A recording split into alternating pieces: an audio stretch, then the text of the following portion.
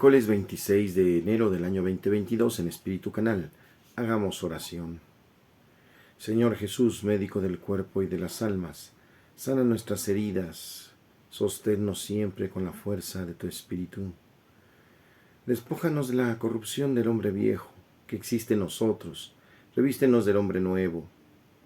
Que tu Madre, refugio de pecadores, interceda por nosotros y ayúdanos también en la indulgencia y la paz. Dónanos ese amor de tu perdón. Ayuda al hombre pecador. No dejes que nosotros nos apartemos de tu misericordia.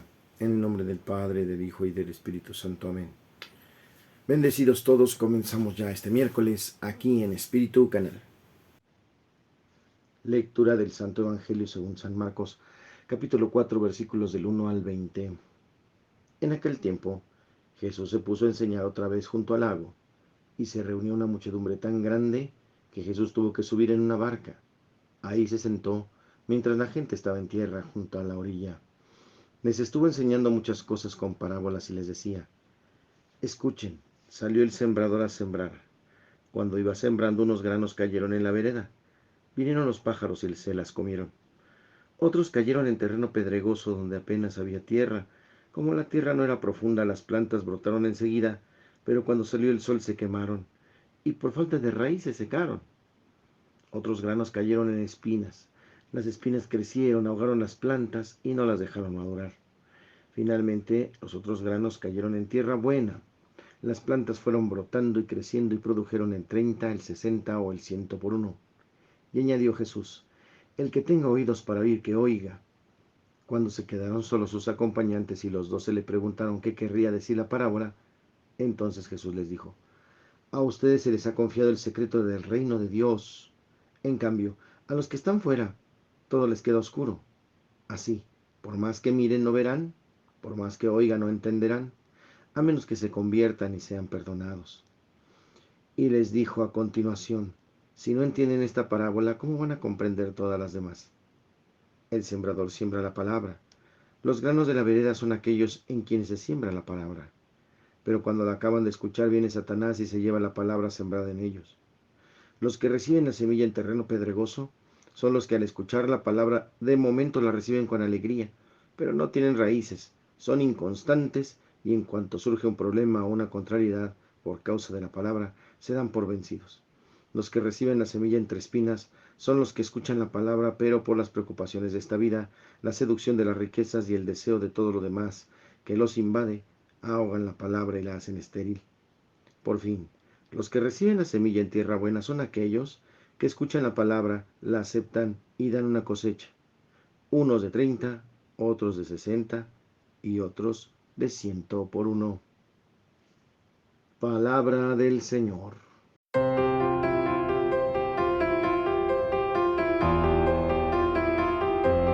El fragmento del Evangelio que hoy acabamos de escuchar nos habla de algo muy interesante. Si no creemos, no podemos ver con claridad. No podemos observar las circunstancias, las cosas y los acontecimientos bajo el tenor de Dios, porque está obcecada nuestra mente, nuestro egoísmo, nuestro yo, y queremos darle calificación a todas las cosas según nuestros conocimientos personales, nuestro egoísmo, nuestra vanidad y soberbia. En cambio, cuando sometemos todo ese conocimiento a la presencia bendita de Dios, las cosas son en verdad muy diferentes.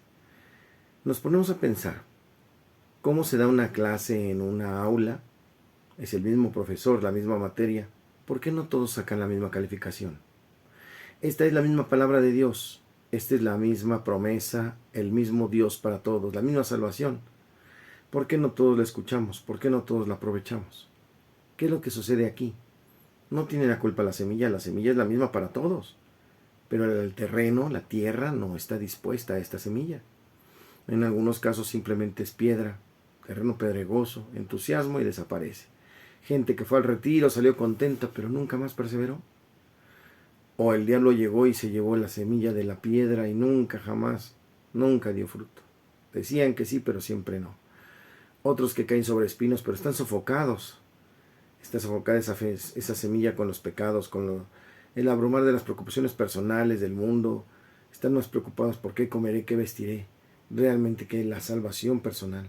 Han dejado su confianza de Dios hacia las cosas del mundo. Pero si nos disponemos a ser tierra fértil, sin duda tendremos fruto. Obviamente según la capacidad de cada uno también, 60, 70, 80 y 100. Y no solamente es la capacidad de cada uno, sino hasta donde permites que Dios entre en tu vida. Algunos dirán aquí por encimita, otros entra profundamente, otros aquí está la puerta de mi vida, cámbialo todo, Señor, y las conversiones serán. Pregúntenle a San Pablo, pregúntenle a tantos conversos. Aquí está el Evangelio de hoy. Bendiciones.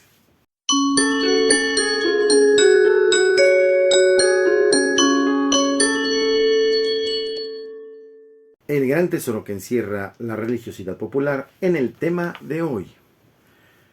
Nuestros pueblos poseen una gran riqueza cultural que podemos apreciar al salir a las calles y ver que a pesar de ser iguales en dignidad, somos muy distintos en usos y costumbres. Esto ocurre también dentro de la iglesia, pues observamos muchos modos de expresión de una misma fe, como las peregrinaciones, las visitas a diferentes lugares, a santuarios, a lugares donde el rezo del rosario, por las calles, las veneraciones de las reliquias, las danzas religiosas y un sinfín de actos piadosos que los católicos acostumbramos a realizar en determinadas circunstancias. Además, muchos tenemos devociones particulares que expresamos a través de novenas, oraciones y mandas. A esta amplia gama de expresiones de las provenientes que llegan de todos los corazones del mundo, toda religiosidad popular encausa según las enseñanzas de la Iglesia algo que nos acerca a Dios, ¿verdad? Todas las costumbres de lugares particulares y acercamiento al Señor de esta manera se llama religiosidad popular. Pero cabe la pregunta, ¿encierra esto algún valor? Es necesario tener presente lo que la Iglesia nos enseña a través del magisterio cuando dice: la religiosidad del pueblo en su núcleo es un acercamiento de valores que responde con sabiduría cristiana a los grandes interrogantes de la existencia. La sabiduría popular católica tiene una capacidad de síntesis vital, así lleva conjunta y creadoramente lo divino y lo humano. Esa sabiduría es humanismo cristiano que afirma radicalmente la dignidad de toda persona como hijo de Dios. Establece una fraternidad fundamental, enseña a encontrar la naturaleza y a comprender el trabajo, proporciona las razones para la alegría y el humor, aun en medio de una vida muy dura. Para que la religiosidad popular adquiera un sentido auténticamente cristiano, para evitar falsas devociones e incluso idolatría, esta debe ser unida y aspirada por la liturgia de la Iglesia, pues es allí donde encuentra su apoyo y fundamento. El concilio nos dice: es preciso que los actos piadosos se organicen teniendo en cuenta los tiempos litúrgicos, de modo que vayan de acuerdo con la sagrada liturgia, en cierto modo deriven de ella y a ella conduzcan al pueblo, ya que la liturgia por su naturaleza está muy por encima de ellos. Sacrosanctum Concilium 13. Es necesaria pues la participación activa en los sacramentos, que son los medios por excelencia para recibir la gracia divina. La piedad del pueblo brota de la fe y de la confianza que tenemos en Jesús, quien oró diciendo: te alabo, Padre, Señor del cielo y de la tierra, porque has mostrado a los sencillos las cosas que escondiste a los sabios y entendidos. Sí, Padre, porque así tú lo has querido. Lucas 10:21. Y es que los misterios divinos se revelan en las cosas sencillas, y toda religiosidad popular, encausada según las enseñanzas de la Iglesia, nos acerca a Dios.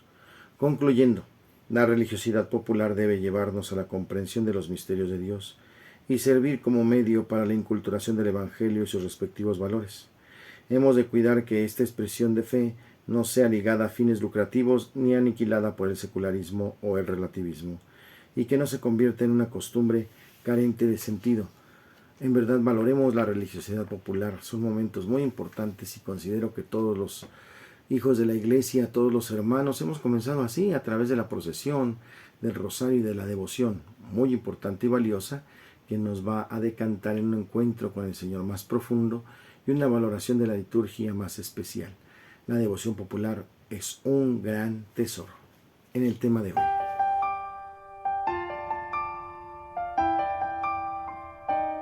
La rola del alma en esta ocasión, Timoteo, así se llama, de los Aventureros. Vamos a escucharla.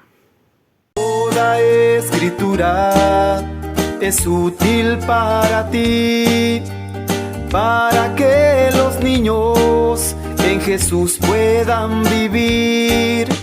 Soy aventurero y ninguno me verá como poca cosa, pues Jesús conmigo está.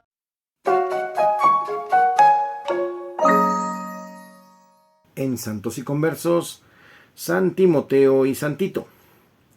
San Timoteo fue discípulo amado de San Pablo y desde joven se entregó al estudio de la Sagrada Escritura.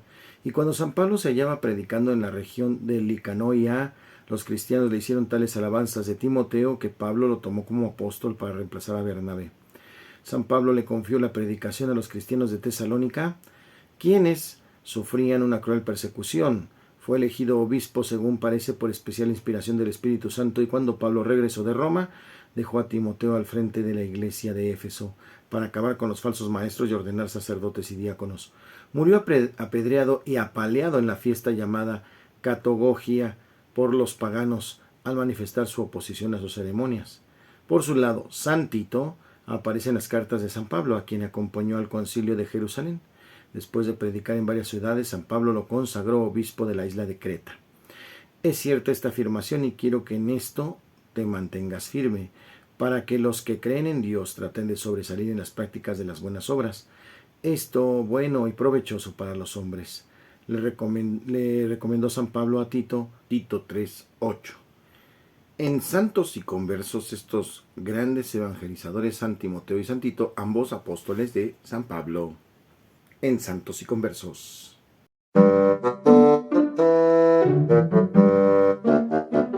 En el chiste, el nene le pregunta al papá: papá, ¿qué es el amor? Y el papá filosóficamente contesta: el amor es la luz de la vida, hijo mío. Papá, ¿y qué es el matrimonio? El papá le contesta: es la factura que llega después.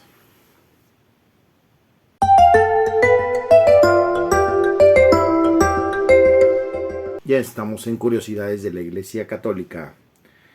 El bautismo entonces significa sumergir en el agua, que es el elemento de la vida. Cuando una persona no bautizada entrega su vida por Jesucristo, es decir, cuando sufre el martirio, se escribe entonces y se recibe el bautismo de sangre. El bautismo de sangre. Se habla también del bautismo de deseo, cuando los no bautizados realizan el bien, se entregan en favor del prójimo y de este modo, consciente o inconscientemente, siguen a Cristo.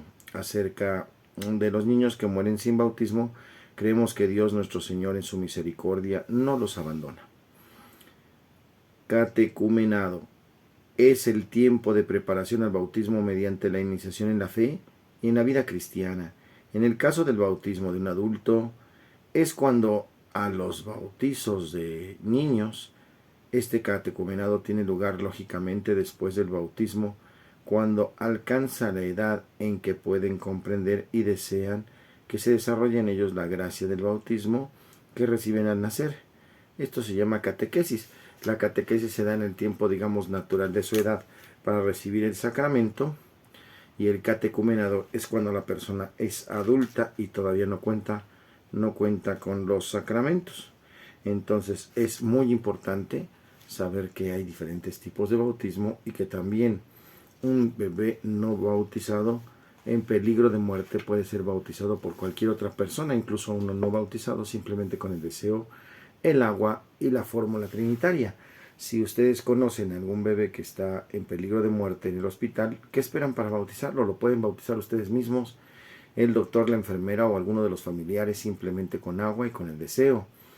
Y además escribiendo en un papelito el acontecimiento. Yo, tal persona, tal día, tal fecha, tal hora, en tal lugar, he otorgado el bautismo de emergencia a tal personita y le he dado el nombre de tal.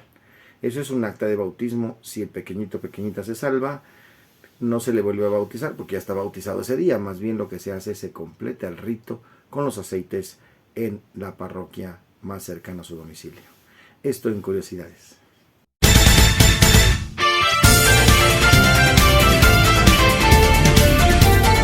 En la buena onda de hoy, Nuestros hermanos adoradores nocturnos aquí en la parroquia Santa Lucía están solicitando o invitando a participar en la peregrinación a Cristo Rey del Universo, en Silao, Guanajuato.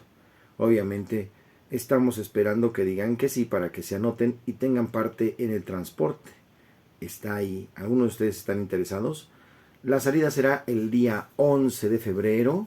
Estarán allá y después al siguiente día regresarán después de haber visitado un poquito del pueblo. Entonces vale la pena primero entender que vamos en peregrinación, que hay un transporte que nos lleva y nos trae y que también nosotros podemos participar. No importa que no seamos adoradores nocturnos, si amamos a Cristo Eucaristía es una buena oportunidad. A favor de manifestarse. Si están interesados en esta peregrinación, dejar sus datos en la sacristía o en oficina o con su servidor el Padre Jorge Moreno o alguno de los hermanos adoradores nocturnos.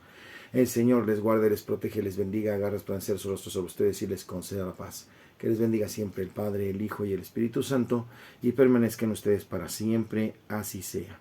Yo soy el Padre Jorge Arturo Moreno, muy contento de estar aquí en Espíritu Canal. No se olviden de darle like, de compartir, de suscribirse y clic a la campanita. Los invitamos a ser parte de nuestra comunidad que día con día sube videos y también sigue sugerencias. Gracias.